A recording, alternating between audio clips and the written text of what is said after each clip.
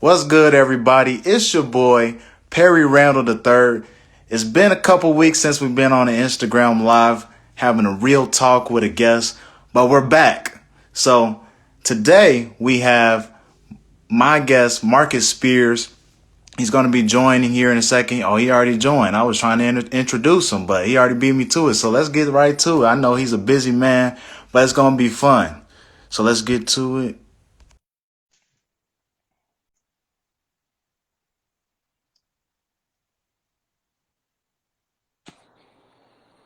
Marcus, how you doing today? What's up, family? How you living, man? Man, I'm blessed and highly favored. I like to hear that. I like to hear that. Same this way. First of all, I just want to say thank you for hopping on here. Let me back it up Absolutely. a little bit. Let you see my hairline. I got a cut I, for you, man. I see you. I see you with the wavy. With the wavy. I uh, gotta go low. My hairline I got old man hairline now, so I go low.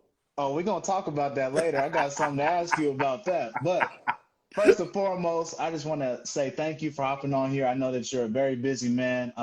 Your publicist said that that you was at your son's baseball game. Is that Yeah, correct? yeah, How was man. how was that? Good, man. He's a pretty good baseball player, bro. So Okay. and I don't get a lot of time because of my career choice. So I Yeah. kind of, if something comes up or if I make a mistake and schedule something and then I find out any of my kids have something, I'm canceling. So but I always try to reschedule, man, because I don't like to leave people hanging. Yeah. I don't never want people to feel like I'm too big to come chop it up with them. Yeah. But when it comes to my kids, they number one, man. Hey, I'm not mad at you. That's how it Yeah, should be. So yeah, man. I really appreciate you taking time out of your busy day. But first and Absolutely, foremost, have you smiled today? for sure, absolutely. I smile every day. I What did you wake up. smile? I wake up to a beautiful woman every Oh, okay. morning. Oh, Um, my okay. kids healthy. I'm able to provide a roof and food and all of the things that they need. So look, man, we all have our times where we kind of get into our feelings and you know the poor me's and things like that. But I always try to keep it in perspective, dude. I'm healthy, my family healthy. I got a lot to smile about. Hey, man, that's what I love to hear. Sound like you got a gray head on your shoulders, but mine is what we talked about your hair earlier. We're gonna leave that alone. But for those who don't know, this is Elm Grove's finest, LSU Tiger, 8 years with the Dallas Cowboys and 1 year with the Baltimore Ravens, ESPN analyst Marcus Spears. Today, I'm just a swag guy hanging out with swag dude today. My dude, my So dude. I'm gonna do what I'm gonna do my best job to call you either swag goo or family this whole interview. No All doubt. right. No doubt. That's my two If, favorite words.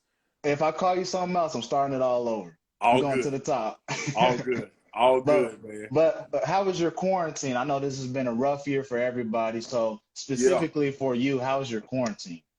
It's been, initially, man, you lose a lot of the things that you do in life. As Mhm. far as I'm a big fisherman, me and my son fish a Oh lot. yeah. So we didn't necessarily lose that, but the places we went, we had to be very cautious. All right.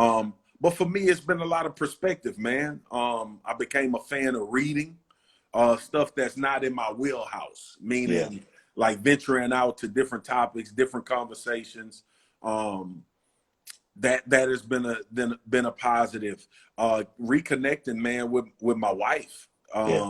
Not realizing how busy you are in life, and you may be taking some things for granted.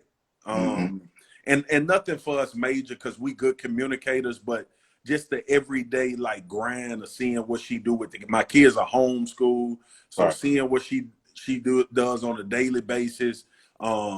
Having a newfound respect for her job and how she keep this family running. Um, and then working from home been different, man. I'm used to being in the studio, used to being in the airport, Yeah. used to being right where the action is. So that's been a total difference. But I've enjoyed being home, man. I know some people out there might have might have had some rough times with their mate Yeah. or they wife, but that ain't been my situation. And then too, man, like all of my kids were born while I was playing football. So Yeah. I've never had like a real lock in like 6, 7 months of just my kids every day.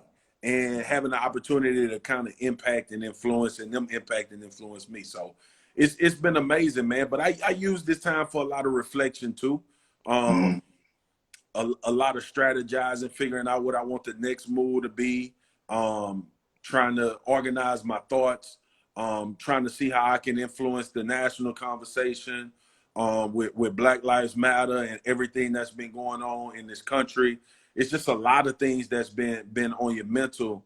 And for everybody that's watching us, man, take care of that. Mm-hmm. Take care of your mental. Talk about it. Don't, like, in the Black community, we got this stigma that if we go to therapy, we crazy. Yeah. Or if we feel like we need to express our emotions, it make us soft as Black men. And Right. I had to learn that, man, because in this era with a lot of things that's being filtered in, you got to filter them out. The stuff that's not good for your soul and not really resonating. So the quarantine it's been philosophical, it's been Right. emotional, it's been fun, it's been a lot of things, man. But the thing the word that I would attach to it is it's been devastatingly grateful. Right. Is how I would describe it, because you see what's going on with a lot of people in this country, man. Right. And I think, a lot of people say that 2020 has been a bad year, it's been the worst year ever, and all that stuff. And I understand where they're coming from. But at the same time, it's all about perspective. And this is how you're going to get set up for your next 5 years. And then after Yeah. that, so you have to have the right perspective now in the trenches if you Yep. ever want to go anywhere higher than that. So I think that's important for a lot of people to remember as well. And that's back to what you were saying about the mental health. No If doubt. their mental health is not right, they're not going to have the right perspective on an everyday basis. So Yeah, man. that's why I appreciate you and what you do and how real you are on TV. And just because you're not going to fake it for anybody. And I No. think that's what people need to see. How can they be real with themselves? Well, they usually are going to reflect off of the people that they're watching off TV, social media, whatever it is. So I just want to say thank you. Yeah, man. But earlier you had mentioned you and your son fishing, Mm-hmm. and I think you're what I call a hunter gatherer. All Yeah. right.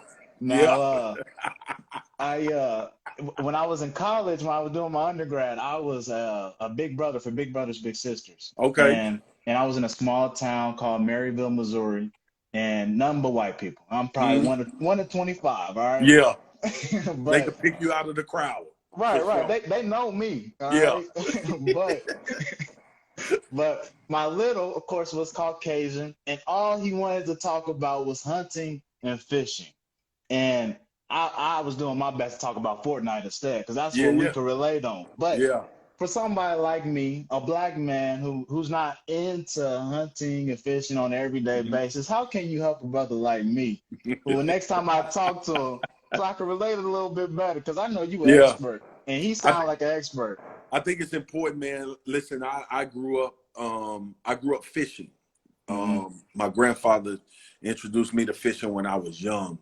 And hunting was introduced by my uncle. I'm from Louisiana, Right. and that was a big part of growing up there. And I think for me, man, it was something about the whole um, setup, the whole like experience of hunting. First of all, having respect for an animal that you gonna take his life, right? Yeah. So is it dignity in knowing that is going to serve you and your family? Mm-hmm. And that's how I learned hunting. I didn't learn hunting from being super wealthy and just go and shoot something because I want to put it on my wall for people to say, "Oh, you killed that," Right. right? I learned it from, you know, just like we eat chicken from Popeyes, they get them from somewhere. Right. Just like we eat beef or steak, or they get it from somewhere. So that's like the real in-depth idea for me of hunting. And then my grandfather used to always tell me, man, a man that can feed himself can stand on his own too. Yeah. So that is a philosophy that I tried to implement with my son. Like, don't be dependent on it's quote unquote the grocery store, but I'm saying a whole lot more. Right. Like, you know what I'm saying? Stand on your own too. Like, Mm-hmm. be a man, have the ability to take care of yourself and your family if you choose to indulge in having a family, without needing or without having to have other things prepared for you. Go out and do it. So that's the philosophical part of it. The fun part of it is, dude, it's the most fun. Like, it's so fun to do it, and it's they in hunting they got this thing what you call buck fever when you deer hunting, and buck fever is when you've been sitting in this stand for 3-4 hours, and it's a lesson in patience for my son. Yeah. And then that deer walk out, and your hands start doing this, and it's cold, and you like, okay, now I gotta breathe, I gotta calm down, and I gotta make a good shot, right? And now me and my son hunt with bow and arrows, so now we gotta make a good shot with all of this emotion and stuff going on, being able to handle ourselves and make sure we get what we came to get. And it's euphoric, man. It's like a rush. It's adrenaline, all in that moment. So you done sat there for 3 or 4 hours, and all of this happens in about 3 minutes. So it's a whole plan coming together. And then when you get the animal, you clean it, dress it, and then you get 2-3 weeks later, you reap the benefits of all of that. But all of that derived from that level of patience, to that 3 to 5 minutes of excitement, to all of these processes happening. So hunting for me was always like that. It's therapeutic for me. My life was, man, fast. Football, school, boom, boom, boom, boom, boom. Hunting for me was just go relax. Right. If you take an animal, great. If you don't, you had a weekend, or you had 3 to 5 days with yourself in the woods, connecting with nature, and making sure that your mind and your mind frame was straight, and kind of recalibrating and resetting to go back to do what you do. And at the time, playing a violent game. So hunting is all of that for me, man. And fishing, I just love fried fish, bro. Like, in Louisiana, we like the whole country call them crappie or crappie, and that's my favorite fish. In Louisiana, we call them sac-a-lait. And I grew up fishing for sac-a-lait and catfish, and it ain't nothing better to me as a black man than a fried catfish sandwich, a fried sac-a-lait sandwich, or just a fish fried, period. Hey, you speaking my language, dude. I'm telling you, man. Look, I'm excited now. Shoot, I'm trying to figure out when the next time I'm gonna get on that water. But yeah, man. And then too, I wanted to get black kids hunting. Like, we got this thing in our community, man, where you got to be an entertainer, or you got to be a ball player, and we got all of it. We got a lot of violence in our communities because people poor and they trying to figure out a way to get up and get out, the quick money and all of that. And I thought hunting was, for me, it was something like, all right, let me relate this to our experience. I grew up in the hood. I grew up around those situations. And me thinking like, oh, let me get them away from their element. Let me show them something different. And something that they can get away from what their current situation is. So that was football for me. That was, so I just thought that needed to be implemented in our community as well. And really foundationally, being able to take care of yourself. Right. It sounds like it was a lot of kind of a form of meditation and self-care for you. And for me, it's getting a haircut. That's my self-care. But now fishing, just for somebody on the outside, it sounds like you do it with a purpose. And I think that's what I appreciate as somebody that's on the outside and talking to my little for big brothers, because you never knowing what he's talking about. Now you bringing it full circle for me. So now I got it. Because the kids, when you're young, you just want to have fun. You want the moments, right? And then when you have your own child, and I'm an adult and have my son, and I take some of his friends with us sometimes, it's responsibility. And it's also knowing that you can implement these little lessons in the midst of them having fun, in the midst of them riding four-wheelers, in the midst of them, sighting in a gun, in the midst of them hunting, you could just like slowly drop these little nuggets that one day when they grow up, they'll be like, damn, that's what my daddy was talking about. Yeah. I can apply that to school. I can apply that to my job. I Mm-hmm. can apply that to, you know what I'm saying? So it really, hunting for me evolved into that after I had a son. My son shot his first gun at 5 years old. Mm-hmm. And now he knows how to take a rifle apart. He knows that a gun should always be empty until you're about to shoot it. He knows that a bow is a tool. It's not something that you just funnel with and play with and just think you can be crazy and let me show my friends this. Right. He has a respect for those weapons, and he knows that they are strictly for hunting. Now, I got mine if you want to run up in the house. Daddy got them too. But for the most part, man, I taught him a lot of lessons doing that. Yeah. It sounds like, and I'm learning lessons from you just listening to you Yeah, talking man. about it. So I appreciate that. But I'm gonna go ahead and move on because I know you got a busy schedule. Yes, and there's sir. also some football on tonight.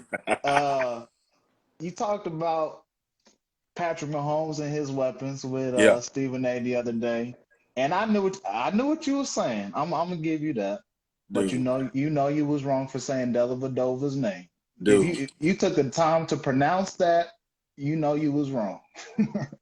Okay, so let me say this. The analogy really wasn't based in the skill set of the players. Obviously, I know that Matthew Dellavedova is not a comp to Travis Kelce or Tyreek Hill. The question was posed to Stephen A. on Get Up. What did you something in the terms of what did you think about Mahomes' performance? He went on to list all of the weapons, right? Like that's a Max Kellerman move when New England has a good game and he say Tom Brady did all right, but it's about the guys around him. Yeah. So I was combating Stephen A. not saying Patrick Mahomes is that dude. Because if you ever listen to him about Aaron Rodgers, it's never about the other guys. It's all about Aaron It's Rodgers. Always Aaron Rodgers. He's a bad man and all of that. Yeah. So I'm like, why are you deflecting from Patrick Mahomes, right? Okay, so let's get to the analogy. The synergy between the statement was this player is boosted because they play with this player. It had nothing to do with their skill set, nothing to do with winning, nothing to do with any of that, right? Matthew Dellavedova was in the league before LeBron came along. Right. Tristan Thompson was in the league before LeBron came along, as far as them making plays and being able to stay on teams. Right. The point was, when you have this great of a player, everybody's skill set is magnified. Right. Right? I didn't hear, and I'm going to be honest with you, I didn't hear people saying Tyreek Hill was a number one wide receiver until he started playing. I heard he was fast. I heard he could make plays, but I didn't hear people thinking of him in the same vein as DeAndre Hopkins and Julio Jones, and he never was in that. Now, I might have been away, but I've been around a lot of football talk, and Tyreek Hill never came up as being a top wide receiver until Patrick Mahomes started playing with him. Right. Travis Kelce would be a successful tight end anywhere. Right. He a baller. But the point was, now Travis Kelce is going to get a gold jacket if he stay in Kansas City long enough with Patrick Mahomes. Right. So it had nothing to do with that. I mentioned Dellavedova and I mentioned Tristan Thompson because the benefit of playing with an elite guy at the most important positions in the game not only gets you paid, it obscures other people's idea about how good you really are. Which connects with LeBron James on the other hand, because you know how many big contracts LeBron is responsible for. Like, I mean, and it's, I'm a LeBron fan. It ain't no secret. It's out there. But playing with Tom Brady helped a lot of dudes. Playing with Joe Montana, playing with Jordan, playing with Magic. Like, it's So listen, the analogy was legit. Everybody Yeah. just got hung up on the names. And that's But that's what people do. That's what yeah, people that's do. what people do. But That's why this job don't bother me, bro. Because hey, I'm not emotional about it. I'm just telling you exactly how I feel about it. right, And, I'm not mad that you don't agree, but I understand the point that I'm making. right. Yeah. You ain't shunning nobody or nothing like No, that. No ill no. will or anything like that. I got you, Mark. Hey, Dude, Swagoo, I got you. this sports talk, bro. A lot of people got a lot. I tell people that all the time on Twitter, man, because sometimes they just take it too far, and I'll be laughing. I'll be like, bro, it's so much more important stuff out here in this world than for you to Yeah. be this mad over something I said. Like, Twitter fingers, man. dude, Twitter it's crazy. fingers. It's They crazy. been going crazy. But Yeah, uh I ain't even gonna bring up the Cowboys and what they did the other night with the Browns and yeah. Browns took they You I'm can gonna look leave on my it. Instagram. You can look on my Twitter, and that dude. Listen, bro. I talked to one of my little bros on the team, um, and I just it's hard truths in our business, bro, because I played in that league 9 years, man, and our work is on display. It's out there for everybody to see, and everybody see. Like we can't go sit in a lot of these Fortune 500 companies and see if people doing their job well. But in football, yeah, I go like these two games on Monday night. Somebody gonna suck, Yeah, and usually I'm the guy that calls that out. yeah. So that's just what it is with the Cowboys, man. They got their manhood taken. Like Took their cornbread. That's the equivalent of being just a man whooping you. They got Yeah. whooped. So that's what happened. And it happens. It happens. It happens to the best of. It's really about how you respond. Right. You know what I'm saying? But I'm gonna tell you when you got whooped because I watched it. Hey, one of my favorite movies is Life, and the only way I can explain is he took their cornbread, Took man. they That's cornbread, man. I'm telling you. I'm but telling you. but this question specifically is for my Kansas City people because I'm from Kansas City, Missouri, born and raised. Yes, sir. And how many championships do you think that Patrick Mahomes will be able to bring to Kansas City? I think you get 3 or 4. Yeah, I'm not gonna be crazy and say 6, bro. that's a Listen, lot. man, it's a lot, and a lot of things got to go right. Right. You know, but where they are right now, his talent, Veach, the general manager, done a tremendous job continuing to draft well, surround him with talented weapons, defensively improve. Man, the Tyrann Mathieu trade was everything, bro. Yeah. Like, paying Chris Jones I thought was a great move because sometimes it can get convoluted, bro. This is a talent-based business. Right. Like when you got good players, that's the beginning. Now let's see if our coach can get all of this talent to do what they do. So, yeah, I think they can get 3 or 4, man. And to be honest with you, I think that's the minimum. Yeah. I'm not Hey, saying 6, but I think 3 or 4 is the minimum.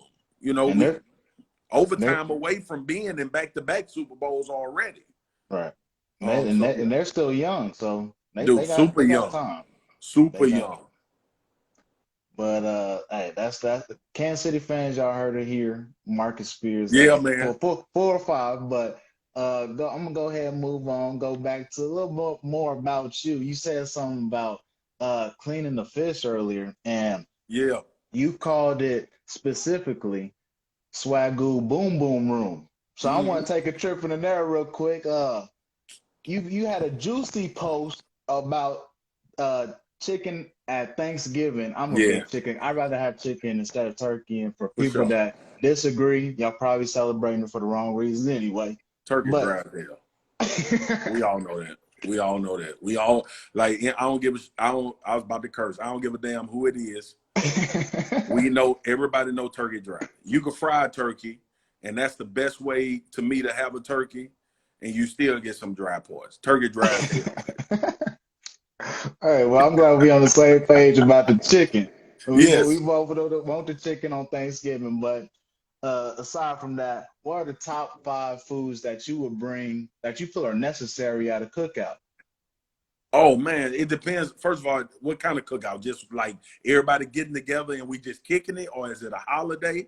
If you What? hosting a cookout, what are 5 foods that you know you want at your cookout? said one. I'm for sure. I'm for sure putting some wings on the grill. Okay.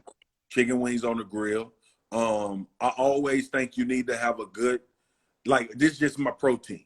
I always think you need to have a good, like, hot sausage sandwich. Now it depends on what you like. All right, You but really from Louisiana? at my cookout, you gonna have that off the grill, and you don't take the hot sausage off until they split. All right, straight up. Got it. The baked macaroni and cheese is a must. Oh man.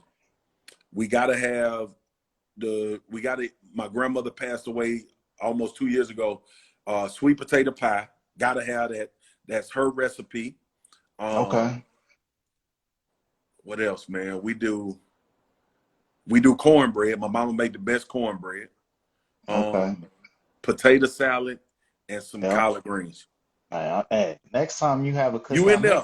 Make sure you invite me, family. You in there, man? You in there? I'm telling you, in there. I ain't gonna eat for the whole week, so I can save up for that day. All right. It's gonna be good, like dog. I'm a hibernate after I get done with there. Straight up, gonna be good. You just don't be fighting over no food, man. We'll have plenty. But aside from that post, you also have posted about I've seen you post singing Tasha Cobb's, hitting the high G note, the high C note, all of them notes. Yeah, all that. I don't know what it is, but all that. I've also seen you post about John Gray. My internet pastor is Michael Todd. Okay. Talking about progression over perfection, and that's what I've kept with me since I've joined his church. But specifically with you, how has your faith helped you to get you to where you are today? Oh man, it's been everything, because I grew. Black folks like to say I grew up in church, and I did. I mean, my mama. I was in the choir. I was baptized early. Went to church. You was born on the pew. I was there.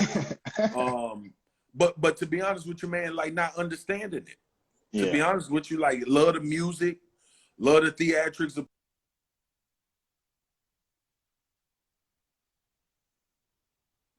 of people falling out, catching the Holy Ghost. Me and my sister in the back laughing. So that was church. Church was entertainment. And then, man, I start, like, as you get older, you read. Like, I start reading the Bible. I start trying to understand what this faith thing is about, because a lot of people say it, and is it really, like, sustaining them? No.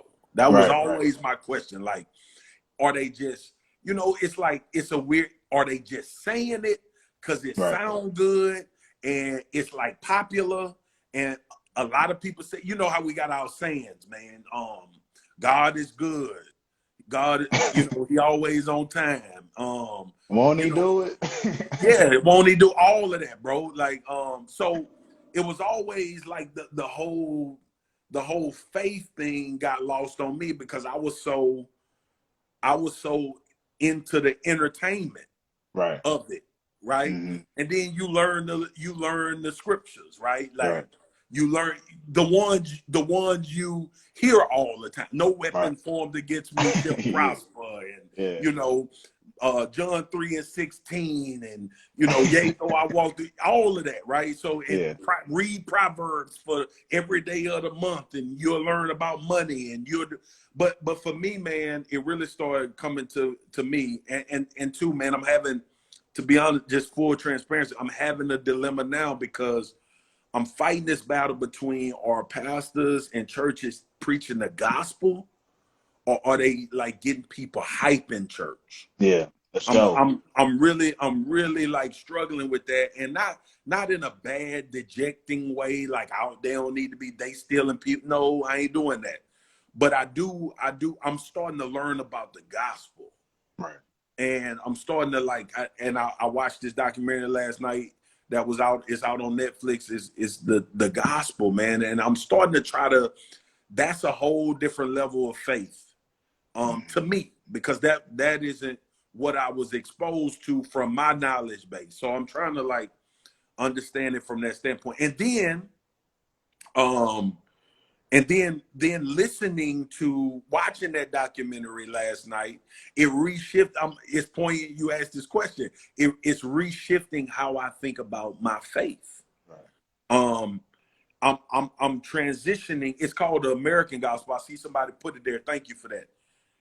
I'm starting to transition from thinking I need to do this, and because I was listening to that documentary, I'm transitioning from I need to do this so God will do this. I need to pray for this so God will give me this. I need to do this so my family don't ever go through anything tough or catastrophic. That ain't the gospel. Right. Like the gospel tells you that yeah, some prayers will be answered. Some miracles will be answered and granted. But a lot of the gospel is suffering. A lot of the gospel is people that we bigged up in the Bible were not good people. And it was because of Christ. It was because of God that those things were taken care of. Like we said, at the cross, where I first saw the light. We sing that, but we have to really start understanding. Look, man, I don't want to get preachy. I saw it last night, and it made me think about my faith journey. But it has been even before that, it's been instrumental because I've always felt like things that were happening for me out of my sight and things that I hadn't thought about, what I would consider successful or being put in positions to have success, or when things didn't look that great and it ended up working out, it was because my mama and my grandmother prayed for me, and my daddy and my auntie and my uncles. And I always in my heart of hearts felt like the source of God and Jesus Christ was the reason these things were happening. Now I ain't no go shout it from the mountaintop type guy. Yeah. Right? I'm not like, I'm not perfect. I curse and I do all of that, bro. But I tell you, man, it's been what has sustained me. Right. And from a mental standpoint, it's why people can come at me real sideways and it doesn't move me to be angry, or that is the reason, because the human part of me is like, let's do it, bro. Like, you talking crazy, I could talk crazy. But really that faith, man, that deep down from my mama having me in church day one has always pulled me back, even in situations growing up. Like, nah, I'm not doing that, bro. Right. I got to believe that God gonna see us through. I got to believe that, even though my mama can't pay the bills, we not gonna have to move or lose the house. I just always had that. And I got to give credit to my mom for putting me in Mount Carmel Baptist Church in Baton Rouge. It started there, and that faith just was born and built. And I've always leaned on it in good and bad times. And that's something else we need to do, man. We need to start thanking God and when things going bad. Right. You know what I'm saying? We need to stop like the afterthought of, oh, God did this and he delivered me and he healed me. Like, let's thank him before that come, when that come, after it go. You know what I'm saying? I think it's important to do that, man.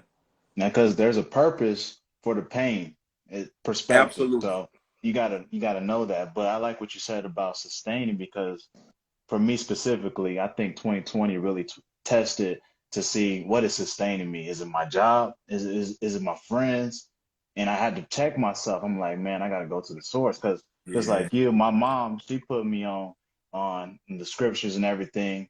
But then I had to go do my own work and find out, was I practicing a religion or did I really have a relationship with God? There you go. That's it, bro. That's it. The gospel is a relationship. Yeah. Religion is to get you hyped and follow rules.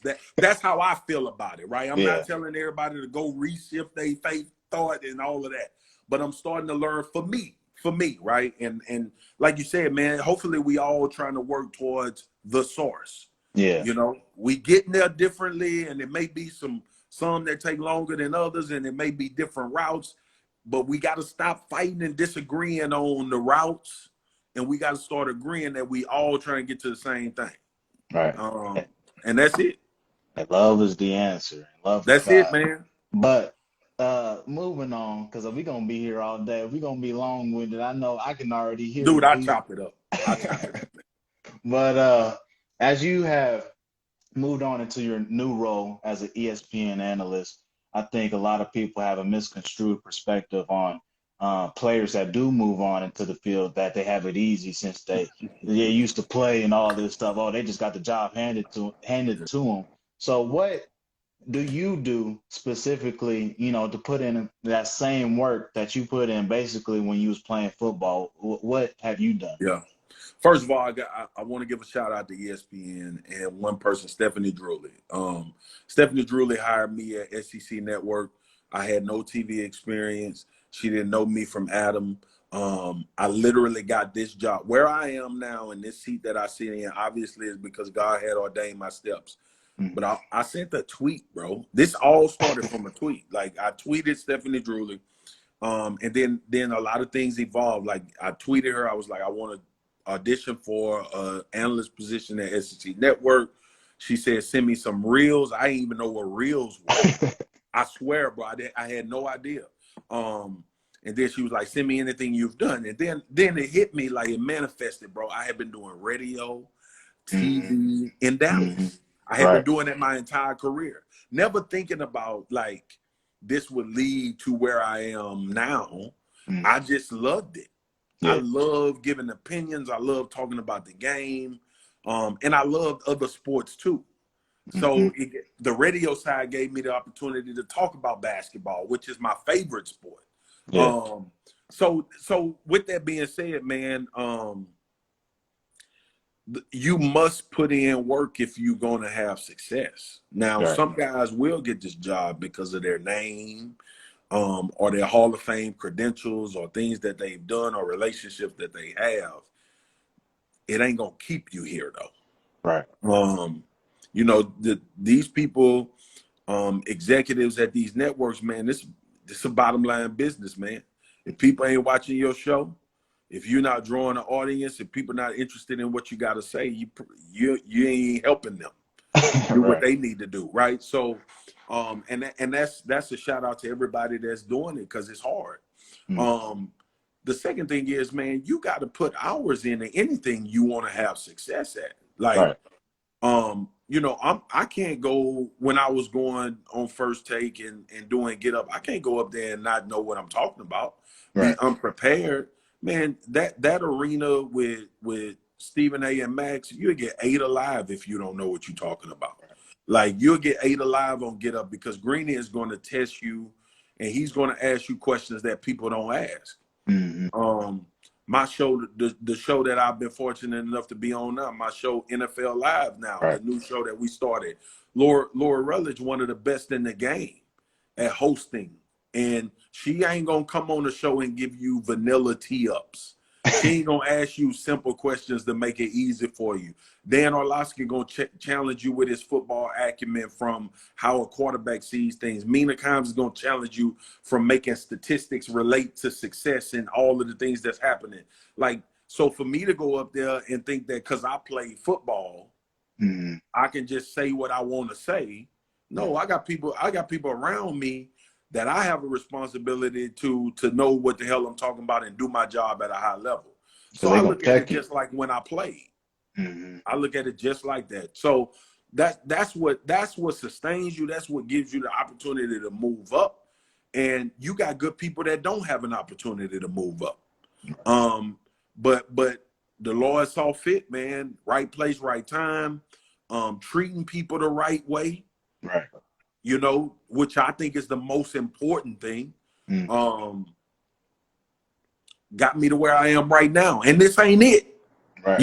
So I'm excited about the future. I'm excited about the losses that I've Yeah. taken. All of that stuff is perspective and leads you to where you are. But man, listen, Swagoo ain't stopping, bro. It ain't gonna this, stop, though. this is just a chapter for you. You can go No move doubt. on. Hey, I'm No with doubt. you all the way.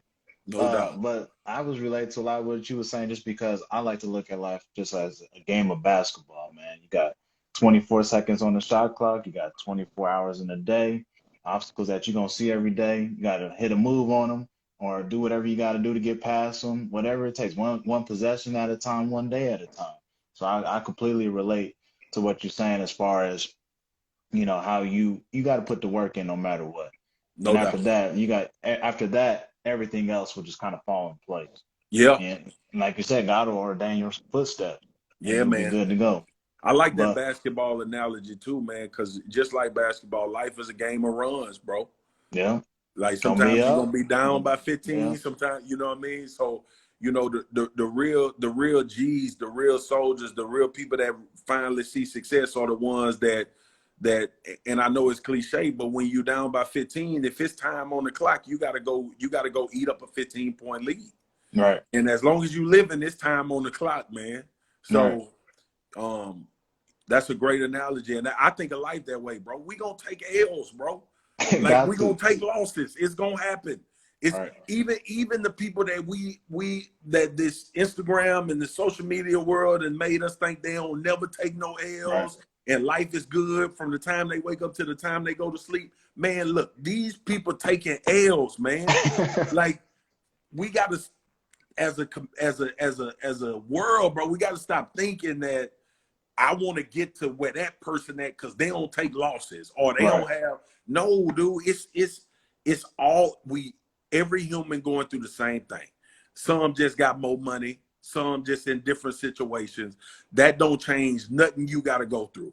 Because at right. the end of the day, death coming knocking for all of us. You know what I mean? So Part of life. you better enjoy the runs and you better figure out how you gonna eat up them 15-point leads as you go. That's facts. Straight up. Uh, but like, hey, you keeping it real, and I appreciate you keeping it real. But while you're on TV, I think there's a lot of people who have a problem and say that some personalities they just trying to bring in ratings, and then there are people like you who keep it real. So how do you find the balance within keeping Yeah. it real on TV and also bringing in ratings? Because like You you said, the bottom line is important. Yeah, man. Listen, and look, this might not be everybody approach to it. I'm gonna be me, man. I ain't Yeah, sacrificing being me. If it don't rate well, if I ain't good enough, fire me. Find somebody good enough. You yeah, like that's your responsibility to that company and that bottom line. But you ain't got to worry about Morgan Spears doing something different because we need ratings. You ain't got to worry about that. Like, and listen, man, I hate to say it because it sounds boastful and conceited. Dude, I'm straight. yeah, Like, if I lose this job from or I decide to walk away from a financial standpoint, I'm good. yeah, Like, so and I was blessed enough to play in the league for a long time, and Lord saw fit to bless me with the financial freedom to do a lot of things. And I made mistakes and was not always in the position I'm in now. But I'm, bro, you can't you can't sell yourself for public agreement, bro. right, Like you just it is because it's going to eat you. It's going to work for a while yeah. because you'll catch a wave But it and won't you can sustain you. and yes, man, you can emulate what people liking for the little short term. Yeah, But I just found, man, being yourself, man, like people accept it. Some people don't. Some people love you. Some people hate you. Um, Show love to the ones that love you and show love to the ones that hate you. yeah, Cause I'm not gonna sacrifice me for trying to make sure everybody cool with it. yeah, I just don't care about other people's opinions that much, man. Like yeah. I just if my wife telling me I'm straight and I'm on point and my kids happy about their daddy and what I represent, man, I don't Good. give a damn what people tell me, man. That's No, just that's just as real and raw as I could get it, bro. that's facts. The people that love you, you can have a Straight house, up. but if the people in the house ain't loving you, then it's not a home. It ain't a home, dog. And I got a home every day. So listen, I tell people all the time, I ain't gonna use the curse word. What you eat don't make me boo-boo, and vice versa. You know what I'm saying? So yeah, I'm gonna do some things you don't like, you disagree with. And if I was able to see your life every day or see your job play out, you'll do some things I ain't like and I ain't agree with. But don't let me take up real estate in your mind and your brain Yeah, and your heart because I said your team ain't good. yeah. That ain't you doing yourself a disservice. Because guess what? Marcus Spears don't do. Give a damn. Hey, one of your coworkers, Kendrick Perkins, he say, happy people ain't hating and hating people ain't happy. That's it, man. It's simple. It's simple, man. It's a But Southern thing too, man. I don't know. It's one of them things, man. Like growing up where I grew up, bro. You just had to, man. Listen, this job I'm doing is my uncles and my dad. I did this every day growing up, talking yeah, about sports, getting animated. Like people tell you be trying to be Stephen A. No, I've been talking loud about sports since I was 10. You know what I'm right. saying? Like we been in the barbershop arguing about LeBron and Yep. Jordan and all of that, Kobe and Jordan and all of that. That ain't all I'm doing is and I really love and respect the love that I get out there from dudes, man, when they hit me and be like, dog, you talk like we talk. Yeah. And that's being myself, but you feel that love, man, because it's like sometimes we don't feel represented on TV. Right. We feel like it's buttoned up, it's eloquent speech, and they know how to put all of their words and subject matter together. Man, y'all know me. I'm liable to say any damn thing sometime, bro. And I'm gonna just keep doing me, bro. I'm gonna keep Yeah. doing me. And that's facts. I think that's the key to anything in life. And I told my mom this the other day is that the root word in unique is you. So You? you just gotta be you. Yeah, Be man. beautiful. Yep. That's it. Yeah, that's it, man. That's it. But That's it, man. earlier you said basketball is your favorite sport, and I'm a basketball guy, NBA. That's what I'm on every day, day and night. Yes, But sir. you have this post that you posted a couple times of you dunking on somebody in the newspaper from Southern Lab, dropping 38 big ones on them. Yeah, man.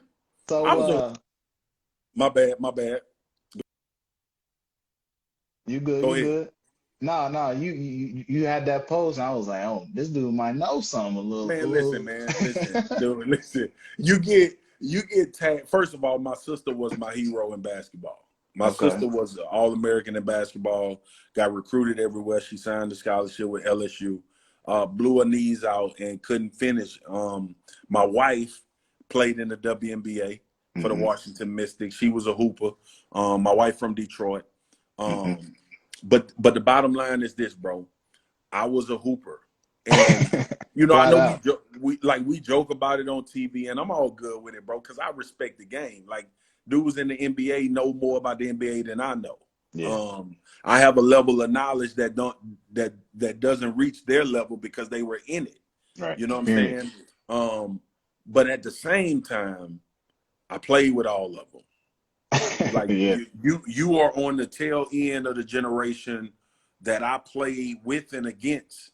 And you can ask a lot of dudes, man, like could Morgan have played in the NBA? They'll tell you, yeah. And I'm not saying that to toot my own horn. That's the reality. Because I played Nike Tour. Like me and Tyson Chandler played each other 8 years. Me Yeah. and D Wade played each other in the World Championship, and we won.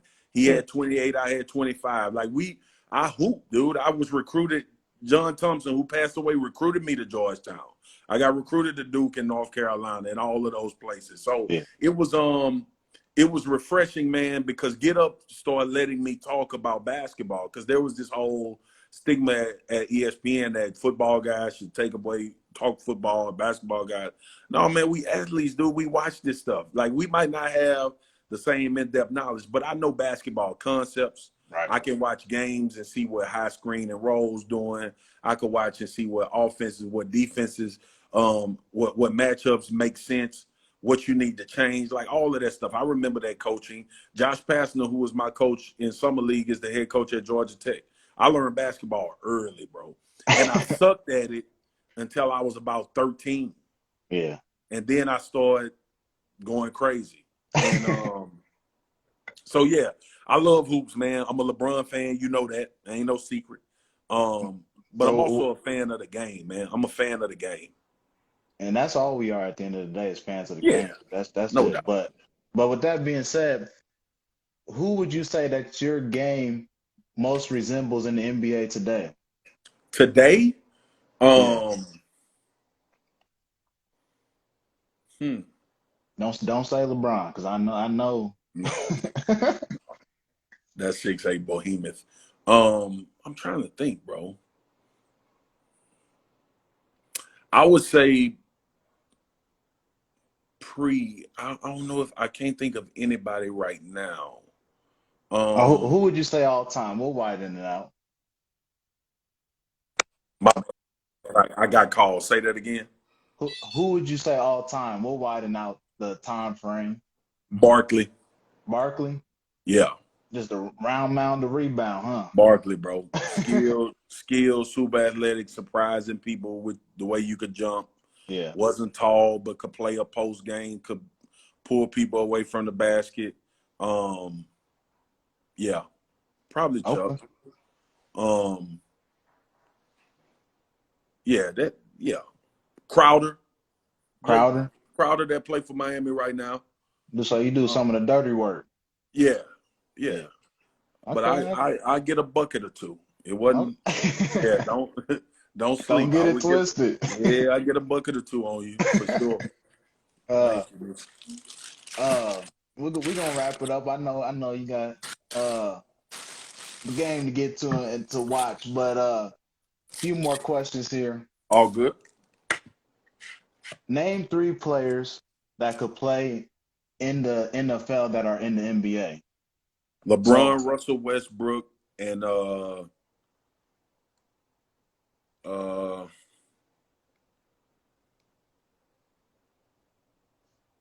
want to say Jimmy Butler because I think Jimmy will be a beast at wide receiver. So where you got LeBron and Russ at? LeBron to be a hybrid wide receiver tight end, and Russ will be a DB. Okay, I'll Yeah. take that. I have John Wall at running back because he's Speed. shifty and fast. Speed cutting, yep. I think I'm gonna put Kawhi as a corner because he got the muffin mitts. I don't know how fast he is though, but Yeah, hey, that sucker long too. You're right. Yeah, he might be a problem. And then my last one, this might surprise you. I got De'Aaron Fox as a wide receiver. Swiper. Jeez, that boy fast. Faster than a bug running from bug spray. He got that juice. He got that juice, bro. Hold on 1 second. Corey. Right. My wife keep calling me, and I'm like, what she need? All right, go ahead. We got so that's your two 3. more. Yeah, you good. 2 more. All right, this one right here, this goes back to what you said earlier. We was talking about the haircuts. Now, my girl, she said I would look good bald, and I had to rebuke her because I'm trying to keep my ways for my entire life. All right, I had to rebuke her. I'm keeping it real. But you had a moment with Tim Tebow and Marty Smith on TV talking about what what they tell their barber. The funniest thing ever. Hey, baby, call your mama and see what she need. Dude. So all of it started with, I'm looking at Marty and Tim hair, and I'm like, what the hell they tell their barber, bro? It just, dude, see, that's the thing about TV with me, bro. Like, I get a thought, and it'll have nothing to do with what we doing. But I gotta ask in that moment. Because I was gonna forget. And because I know I tell my barber I want an OA. That's one level above being bald. and then shape the beard up, right?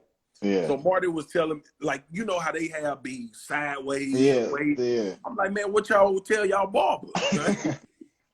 So Marty said something about a 2 and with a 4 hug or whatever. And then, bro, when Tim asked Paul, what do you tell him? Lead a slide. I could not believe in them, dude. It was like a joke coming together at the like it hit. And I was like, well, looking at his head, in my mind, I'm like, well, looking at Paul's head, all he probably tell him is lead the sides. And it just, dude, it went viral, bro. It was, man. Bro, it was the funniest. Dude, I was crying laughing. And it was so hot in Auburn, bro. But I was sweating. It was so funny, bro. It's still funny. Anytime we post that, bro, that video get like 1 million views, bro, because it's hilarious, dude. And then when they switched the camera to him, he had that George Jefferson. And then he gonna say, and then Paul said, I tell him take a little bit off the top. All right. Hey, y'all some comedians. I'm gonna tell y'all that right now. That's But how we no, do it, man. that's the way to be. But I guess my question was, what should I tell my barber? God forbid if I ever do go bald, because I'm getting your cut. You got that Man, Kobe fade. tell him you want an O-A, the letter A, Mm-hmm. and then just clean your beard up. And I know a All lot of right. dude. I'm telling you, I know a lot of people think I get all that. I don't get all that airbrushing in my beard. Find you a barber that Yeah. can make your beard look like somebody painted it on, Yeah. right? And do it, because my 3 days later, my junk be looking wild, straight up. You be looking clean on TV though. Hey That's that. man, got a rep for the big dudes. When you 300 plus, bro, you can't get caught slipping out here in these streets. Can't get caught slipping. I can't get caught slipping around my mama. She gonna get me. That is that too. Hey, but my last question is, what's your favorite quote? My favorite um, quote, well, I guess it's a scripture. It's walk by faith, not by sight. that would be yours. That's mine. Yeah. My favorite scripture is no weapon formed against me shall prosper. Okay. Because even the ones we can't see, Mm-hmm.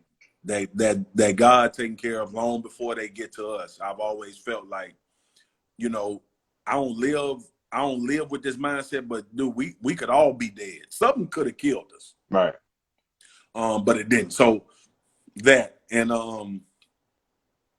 I think it's one that I like, not to give myself credit, but reading and formulating and thinking about ideas, man, I think it's my favorite one is you become exactly what you want to be. Okay. Like I just, you become exactly who you want to be. That's it, man. Like, you will yourself to greatness or you will yourself to failure. You Right. accept failure or you say, this is not where I'll be forever, and you strive for greatness. Like, we become exactly who we think we are. And I live by that, man. Because your thought process, honestly, is more important than when you actually start taking them steps. Right. Hey, that's big facts right there. Well, I No doubt. appreciate you, Yeah, Swag man. Dude, for joining me. I'm gonna go ahead and let you go. We're gonna do this again someday.